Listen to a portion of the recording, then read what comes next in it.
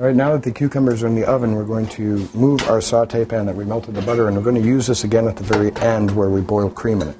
We're going to take our other saute pan and heat it up to about 8. And we're going to heat up about a tablespoon of oil. We'll grab 2 more cloves of garlic, and we'll cut off our brown end pieces and discard them.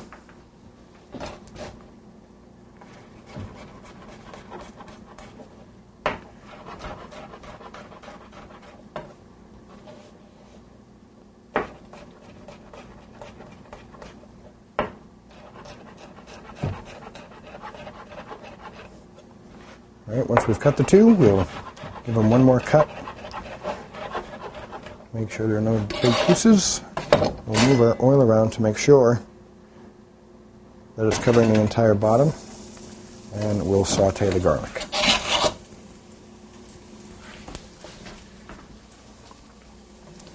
Now we're going to come back to our chicken, and we can see the spices have covered the top, so we're going to give that another swirl here.